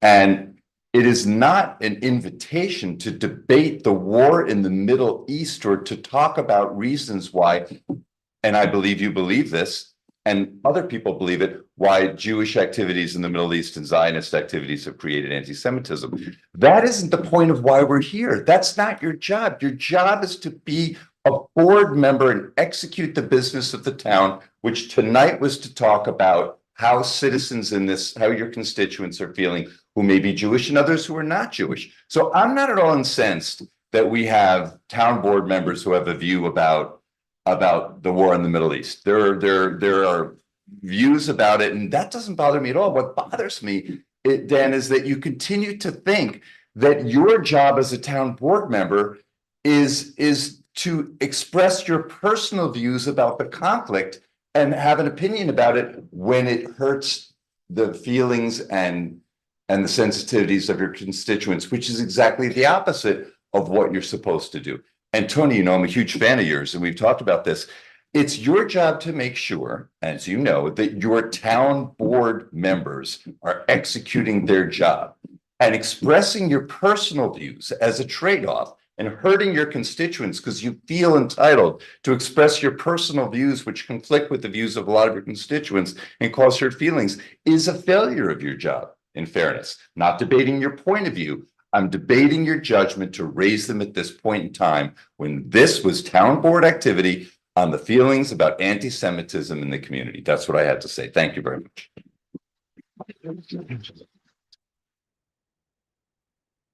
Anybody else would like to speak? Karen. Just based on what the last speaker had to say, I would just like to give some analogies because sometimes it's hard to take yourself out of the situation and your feelings. So something we all know in America that we've discussed in relation to the Me Too movement in general, we don't blame women for being raped. You don't say you shouldn't have been wearing that. You shouldn't have been out. You shouldn't have been all the things people would say how we caused harm to ourselves. So we're not going to say Israel deserved this because that's what I feel like. And so in the sense of I'm sorry, I forgot your Paul. So sorry. What Paul was saying right after the October 7th attacks, there was something I posted on Facebook about it or something that I had seen. And immediately Dan, whom I know from running for town board, I actually voted for you, which now I understand how we're in this situation, but you know, so I want to just say that, and you slipped into my comments and gave a comment about it, which you were trying to somewhat be neutral about us not getting into war, but it was hurtful to me because it wasn't something, but I'll say, like, I don't know you as a personal friend, but I know you as a town board member. So I'm not trying to accuse you, but that's where the line is crossed because I guess somehow, you know, you felt necessary to make a comment to me. And I don't want to say things about like voting and elections and things like that now, but that's where the line is that you do serve the community and you know, this is the community. And so there's a lot of different people. So if you can't serve everyone, you can't serve anyone. It's not a choice to only represent portions of the community. You have to be working for the whole community. Anybody else here?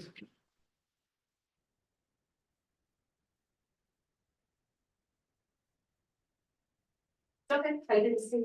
It's okay. You have every right to go any way you want. Kathy Deutsch, Vista. I would just like to further illustrate that in Dan's posts, he commented on every single meme of anti-Semitism that was presented by Myra. He did River to the Sea, he did Free Palestine, he did occupiers, he did hashtag everything else. Everything is there on the record. So whether he's an anti-Semite or not, that's really not our argument, because people could be hateful in any way that they want. People could be, you know, anti this or anti that. But the truth of the matter is that, Tony, you've taken no leadership to address this as a town supervisor. Dan should not be in rotation as deputy supervisor, nor should he have his moniker of councilman on his Facebook page. That is the very least thing you could do to satisfy the Jewish community that you are actually taking leadership and addressing our concerns, because he cannot be removed from office, nor can he be convinced to think otherwise. That's not our job. Our job is to try to bring peace into the community and let the residents who have showed up here time after time after time after time be heard. And it is on your court now. And it's really reprehensible that here he is defending his position, arguing with experts with data. It's like saying the earth is flat. It's like, we have data, and he refuses to hear it. He only wants to argue for Palestine. And that is inappropriate as a council member. And those two actions would be, I think, judicious and fair. Remove him from deputy supervisor and have him remove council member from his Facebook page. Otherwise, he'll see out his term and he'll be gone. And so will this ruckus that happens every single month. We deserve it, and the town board deserves it. Thank you. Anybody else here?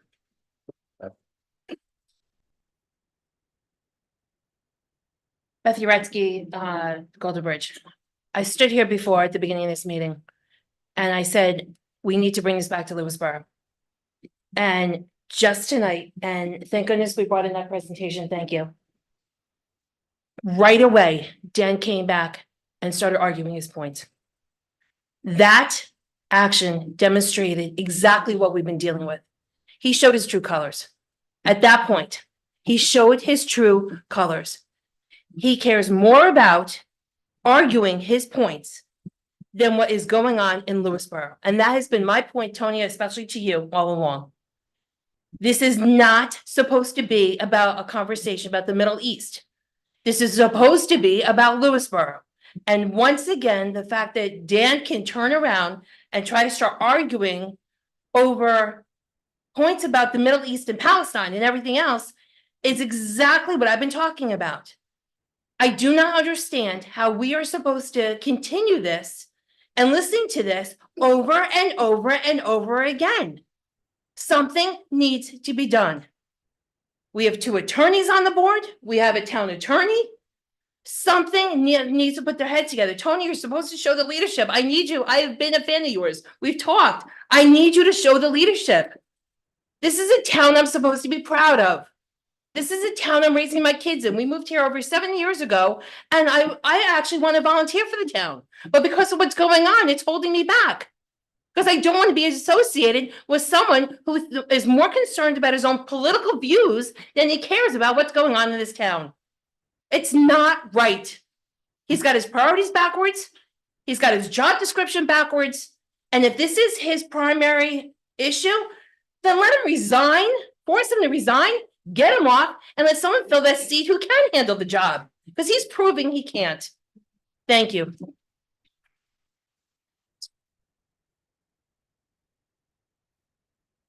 Well, here we go,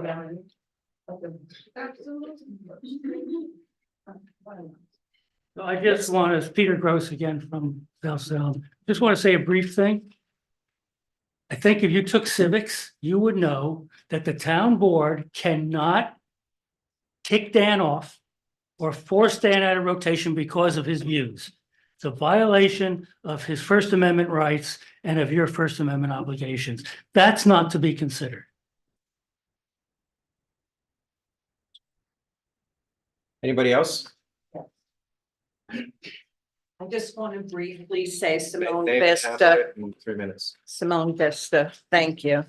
I just want to say thank you to the board member or members that allowed this educational program to take place because I learned a lot tonight.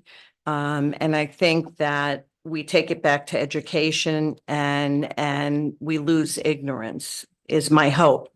I was very disheartened, Dan, that and if I wasn't here to hear it, I wouldn't even believe it, even from you, that you stated that the hatred towards Jews is because the attack on Gaza. You said that. I said it was. You said that. The rise in anti-Semitism in this period is that's the biggest factor. Right, the biggest factor that Gaza was attacked. You have never spoken once about the victims in Israel, about who started everything. That is true, because 3 days after the attack, in the polling of the board, and we can go to the tape, you stated, mumbling at the end in your polling of the board, "Oh, they don't have electricity in Gaza."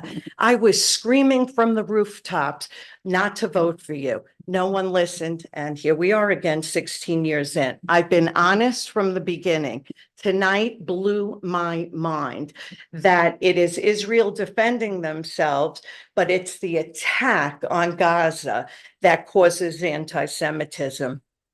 I mean, you have your three friends, one's here. Get, educated. I don't know how else to help you, but you're not helping us. Thank you. Anybody else?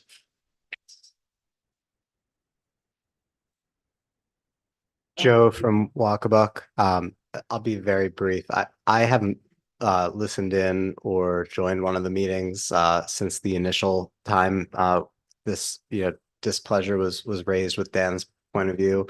And I'm just shocked and really embarrassed that the vast majority of the town board meeting has been spent on this topic. It's just time for you to resign. Like, if this is your topic you want to die on the hill for, that's fine. But don't waste the town's time and resources on this. I thought the presentation was great, and I think it's important, extremely important to hear. But this is just not what we should be spending our time on in these town board meetings. Like, just find something else to do with yourself, man. Like, get out of here. It's enough.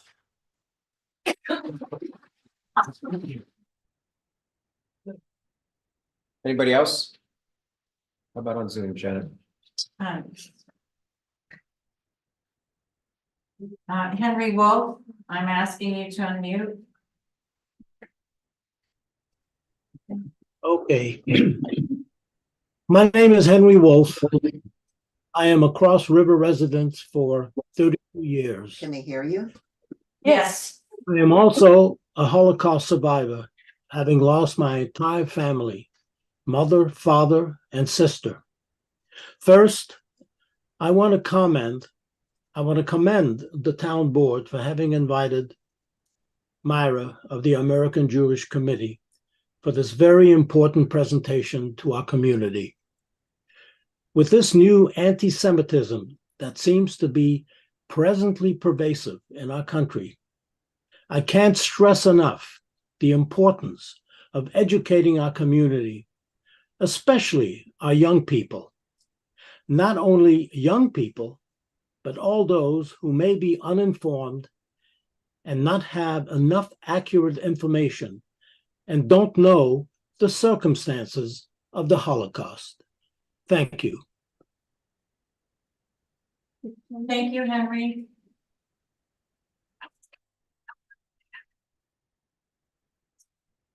Carol Cernak, I'm asking you to unmute.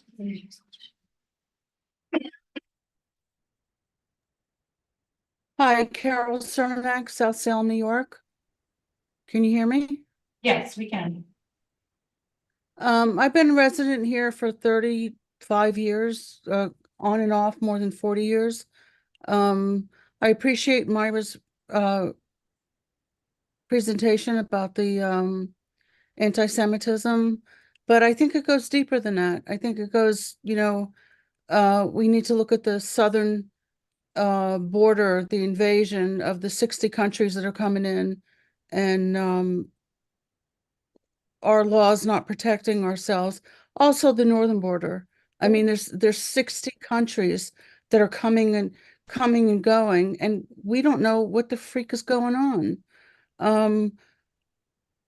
I think the thing between the Jews and the Palestinians, it's a serious thing. Hamas adds a different uh you know picture to it. It's just like the Italian, when my grandfather came here as an American in 1905, he was known as a Niger. My Irish relatives were known as slaves. This is not just the Jewish and the Palestinians. This is a worldwide issue, and I'm not sure why we're spending all this time on this. I tried to bring up issues that were relevant to the town previously, and for the past like 3 months, this is all we've talked about. I understand it's important. I understand people are passionate about it, but there's other things that we need to worry about. What about, what's going on in our town? There's very little that's been talked about what's going on in the town. What's the highway department doing? What's the police department doing? What's the building department doing? What's the infrastructure doing? What's the cell tower people doing? Where does it end? I appreciate everybody's passion, but this is the town of Lewisboro. And Dan, if you can't keep your mouth shut, then you should go someplace else. That's it. Thank you, Carol. Jen Smith, I'm asking you to unmute.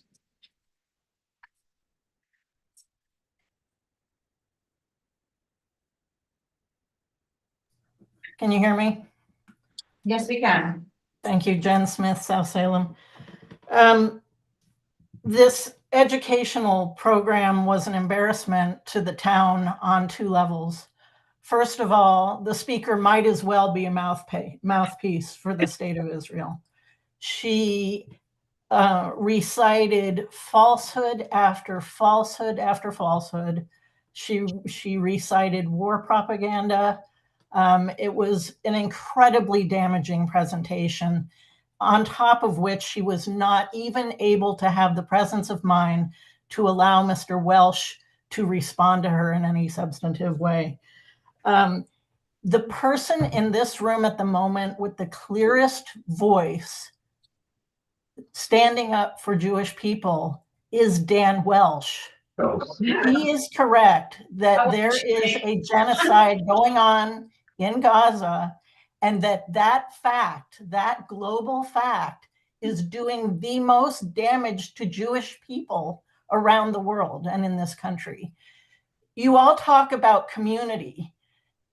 If there was no Dan Welsh raising his voice and offering a different opinion, you all would be perfectly fine with the topic of town board meetings being, triumphalism around what Israel is doing in Gaza.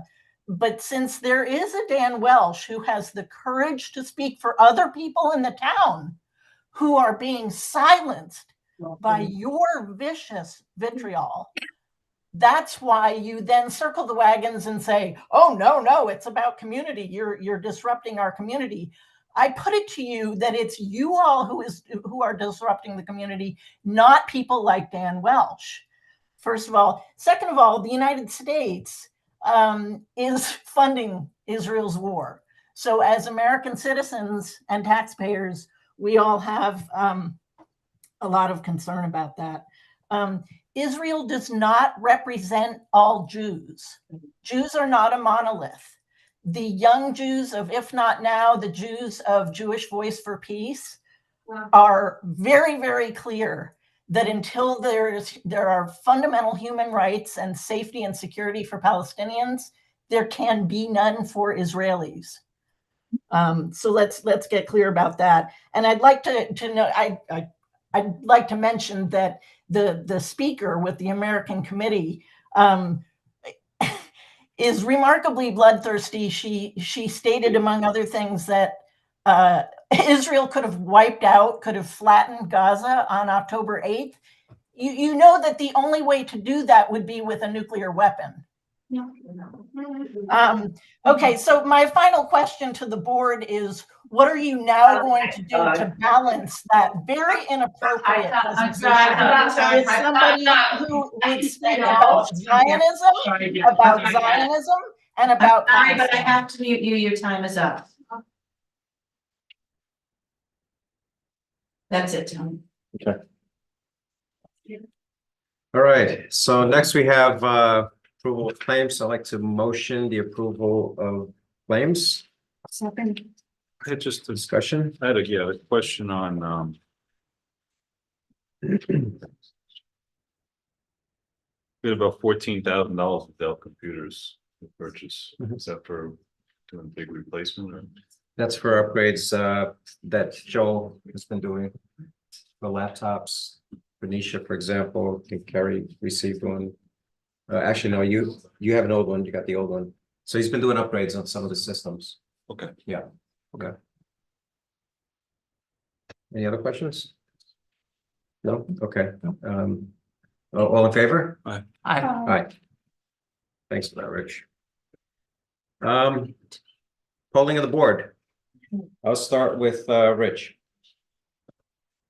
Thank you, Tony. Couple things. First, I just want to thank the board. I was advocating for this presentation, and the rest of the board supported having this presentation. So I want to give thanks and express my gratitude to everybody, including Dan, who supported having this presentation, did not oppose it for having this presentation. Okay, not sure that's entirely accurate, but okay. Well, you didn't say we shouldn't have a presentation, so I'm choosing to accentuate the positive on that. Okay.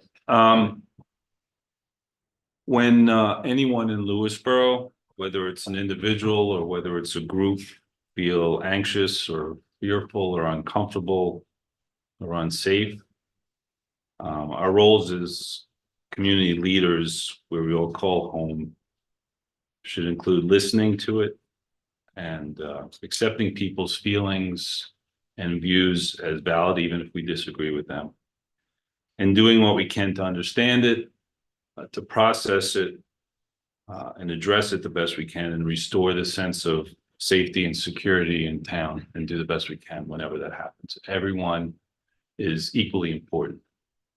Everyone here, everyone who's called in, everyone is important. And our oath as people who represent this town is to take that as it comes. Whenever anybody has an issue, we do the best we can to hear it, process it, and address it. Because we live here too. We're part of this community. We've all raised our families here as well. So it's just as important as it is to us as it is to all of you. And we're going to continue to do our best. And I appreciate the presentation, the spirit of the presentation. And I hope that people who have been uncomfortable and people who have been fearful and anxious and scared feel that this presentation is an opportunity and a demonstration that you have been heard, and we hear you, and we want to take those considerations and address those as best we can. And in the spirit of working for everybody, happy St. Patrick's Day. Mary. I am trying to pull up an email that I wanted to read from Nicole. But just to summarize, I'm having internet issues, so the technology challenges continue. Nicole, as the head of Parks and Rec, received a couple of compliments from people about the work that her staff has been doing. They just recently cleared Old Field Preserve. And because of that, the monarch butterflies are able to nest and it's a great improvement. The public library, Lewisboro Library tonight was having an event, but they've got lots of other events. Please check their calendar for the events, and I just want everyone to feel safe. I've tried for my entire life to make sure that people feel like they are included and belong. And I will try to continue to do that in every way possible, whether it's Pride or Juneteenth or a celebration of all of our heritages in October. I hope we can move forward. Thanks, Mary. Dan? I'll just talk about the town business here, and just to note that we've got recognition for the community choice aggregation item under the Clean Energies Community Program, which makes us eligible for $50,000 grant. Has to be targeted at sustainability stuff. So now it's back to the committee to look through all the opportunities and come up with a proposal. So you'll hear about that soon. Okay. Thanks. Yeah, I have a couple things. So there's a Narcan training on March 21st, co-hosted by Westchester County Legislator Erica Pierce, and I saw her sneak in. She's in the back. And the Lewisboro Volunteer Ambulance Corps. It's on March 21st, 7 to 8:30 p.m. here at the Lewisboro Library next door, where you can learn how to use Narcan, which is also known as naloxone, to quickly reverse the effects of an opioid overdose. It's a simple skill that any person can use to save a life. The free training is provided by the Lexington Center for Recovery, and participants will receive a free Narcan kit upon completion. So for more information, contact Legislator Erica Pierce at 914-995-2810. Or Pierce at email address pierce@westchesterlegislatures.com. And this is, I believe it's posted on our website as well. So if you can come out for this free training, it's a good skill to learn. And next I have, this is a blood drive, John Jay High School, also on March 27th. No, actually, it's a week later. Sorry, the Narcan show is March 21st. This is March 27th, Wednesday, 8 a.m. to 2 p.m. It is a blood drive at the small gym at John Jay High School. Coming out for that, you can actually register to make an appointment at redcrossblood.org and enter the sponsor code JJHS. 8 to 2. 8 to 2, Wednesday, March 27th. So come out for that. And I have one more thing, which Barbara Joan had mentioned earlier. So this is the passing of the Goldens Bridge Fire Department Deputy Chief Raymond Baker Sr. And so our thoughts and prayers go out to Ray's family, including Ray's son, who's an LVAC lieutenant, Raymond Baker Jr. is his name. Raymond Baker Sr. was with the Hartsville Fire Department for more than 30 years, previously served as a chief of Somers Fire Department, and was with the Goldens Bridge Fire Department since 2015. And further details and arrangements will be provided when available. So yeah, and so I'd like to thank AJC for the presentation. I think the key takeaway is none of us want violence in this world. And hopefully we can all as humans work towards that objective, although as somebody mentioned, that's wars will continue, unfortunately, even after we're all gone from this world. But it's an unfortunate characteristic, I guess, of human nature. And hopefully we can, progress in our world leaders can work to minimize, the wars that, seem to be erupting every so often. What about our town leaders? I'm sorry? Our town leaders need to lead us. Okay, To a more Catherine, thank you. peaceful, content community. Correct. So, Correct. and it just to, and someone mentioned this, in terms of us removing Dan or do anything to that, we cannot do that, right? It's it's up to him as to whether he wants to leave the board or resign, but we cannot do that. So I just want to make that point clear.